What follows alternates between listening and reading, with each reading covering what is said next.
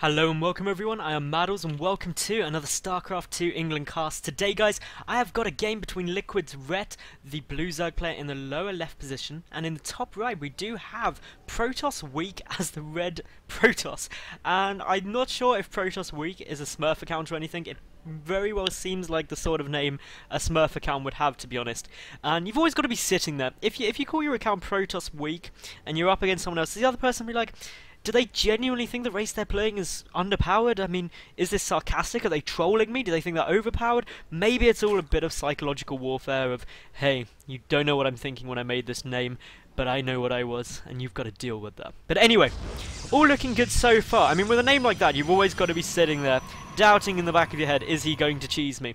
And for the time being, it appears not, because this is a pylon coming down very comfortably at the natural base in a position that you could do for a Forge or Nexus first build. So, what else can we have going on? Not too much. I mean, the chances of being a proxy 2 gate, unlikely at the moment, but we'll wait and see. With a name like that, you are always going to fear some kind of rush, some kind of cheese. I don't know what it is, but in my experience, people who are, there's certain names where people always cheese you, like without doubt. So yeah, we'll wait and see. But Ret happily just getting down his spawning pool at 15, so all perfectly normal. He'll then follow that up with a hatchery, then probably a third hatchery as well, aiming at about 4 minutes, just due to Ret's playstyle is he does like getting that third hatchery out relatively quickly. Forge first out of week, because why not?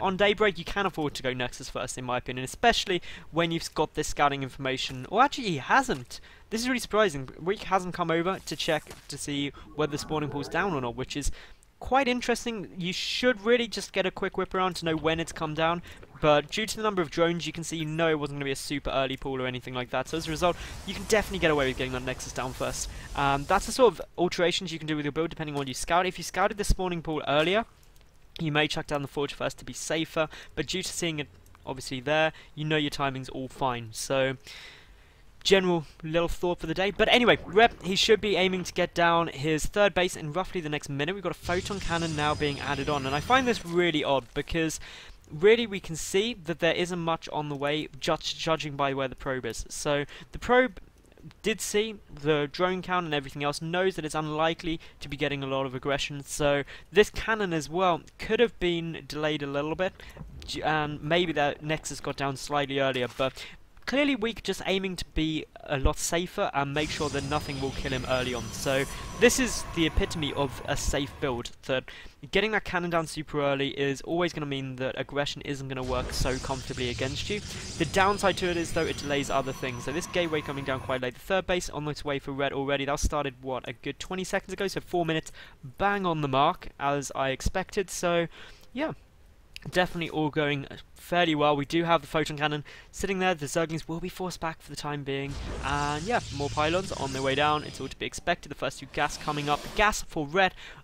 Generally, you'll see Zerg players get that at 40 to 50 odd supply.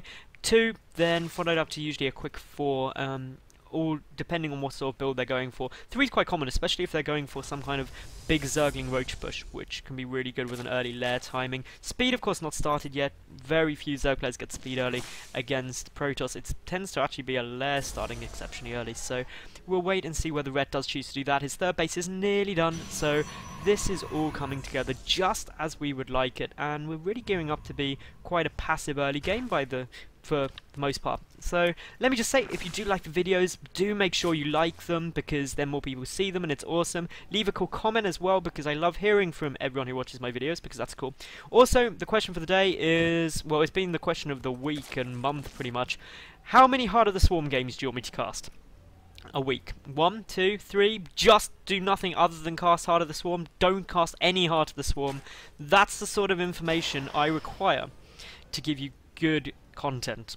And let me know what kind of games as well, tournament games. If you want me to cast lots of Heart of the Swarm and you make obscure requests for what kind of games you want, I may not be able to oblige just due to there not being an abundant supply of Heart of the Swarm games, unfortunately. But I am slowly whittling through a couple of contacts in good leagues and stuff and good positions to try and get some more super high quality HOTS games. So, that is all on cards. Now, So far, we have a Stargate. So this is different to what 99.999% of Protoss players will do on this map, which is of course an Immortal Sentry all-in.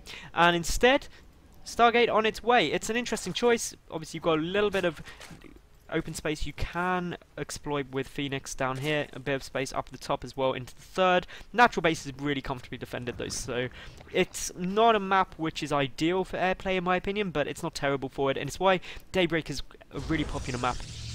Just based on the fact that, hey, nothing's overpowered, nothing's underpowered on it, all strategies are very viable.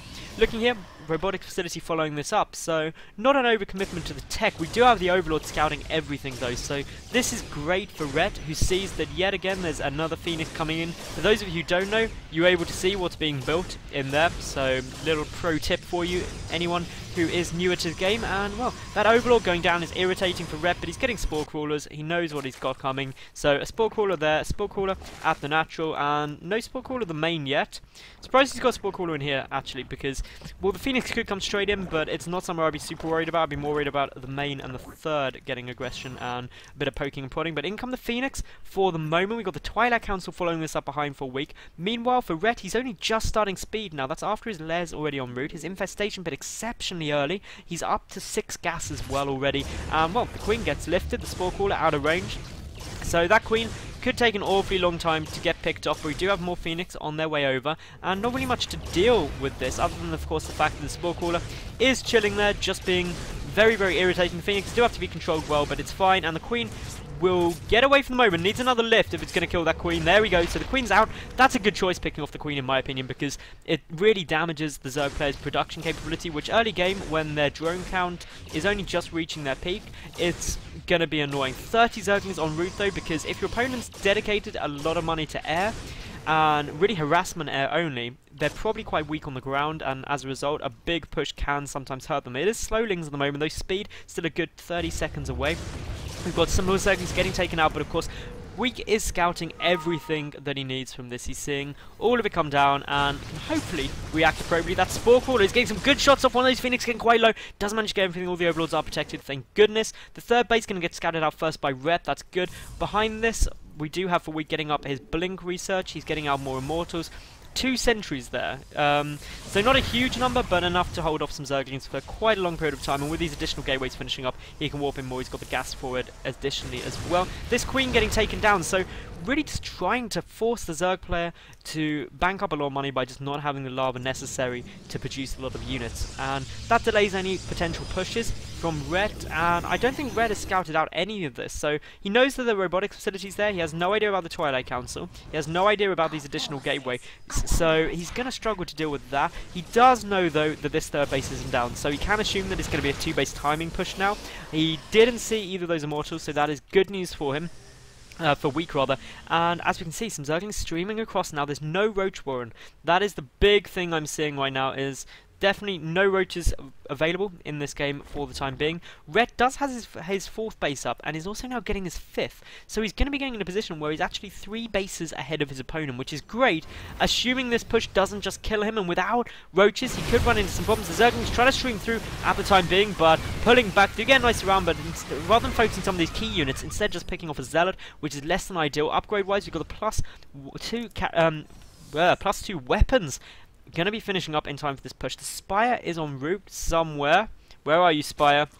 There we go. So the Spire is coming down for Ret at the moment, who's banking up a decent amount of gas ready for this, but he's really got to defend this push with the Zergling Infestor, which isn't gonna be too good for him. He's got his Hive on the way, so he's clearly planning on taking up towards Broodlords. But look at these Fungal Growths, they're going down as best they can, but even with the Infested Terrans, the Zergling's getting zoned out so effectively with Force Fields. I think Weak is going to be able to take this quite easily. I mean, the Infested Terrans are doing some good damage, but with no support with them at all. The Stalkers and these Immortals are cleaning everything up. There's more Immortals there. The lack of roaches is really hurting Ret. The fact he doesn't have a roach one at all is causing massive problems, as we can see. Weak still just manoeuvre himself forward, and Red, he is in massive amounts of problems right now. He's trying to get some more infestors out. The center base is dead for sure. We've got a handful of infestors on the field, but they're very low on energy, and Red, really, his only option at this stage of the game is to pull back and try and gather up enough units to do a quick resupply in order to deal with this force. He could try and get some fungal growth in these tight chokes as best he can, instead going for some infested terrans, trying to soak up some more damage, trying to deal some more damage. Force fields again hitting right on the mark. Weak getting everything you'd want, lifting some of those infestors, just trying to pick down their numbers. And to be honest, Red is looking to be in serious problems at the moment. He's got a great drone count, but his army count a lot lower than that of Weak's, and Weak now even chucking down some pylons, so he is getting everything he could possibly want. More infestors out, some fungal growths are hitting, but this push just seems pretty much unstoppable at this stage. Those 4 Immortals doing great damage to the Spine Crawlers, the Infestors getting taken down ever so quickly by Stalker Immortal. Some Zerglings streaming through, Infested Terrans trying to come down, but another wave of Warping hits just at the right moment, and with that, I really can't see Red doing anything. He has got the Great Aspire 30 seconds away, but he's not going to last that long. It was a tech-up play, it was a risky play. He expanded lots and tech lots, and as a result, cut corners on his defense from this, and there is the GG. And Weak takes a game from Red in what I would honestly say is a very legit fashion. It was a 2-base all-in, but it was still a very legit 2-base all-in, and Red really should have predicted it, in my opinion, from the lack of seeing a 3rd base, and as a result, he paid the price of trying to go up to Broodlord so early. Anyway, guys and girls, if you did enjoy that cast, make sure you subscribe, leave a cool comment, and like the video, and I will catch you tomorrow for yet another new game. Bye for now.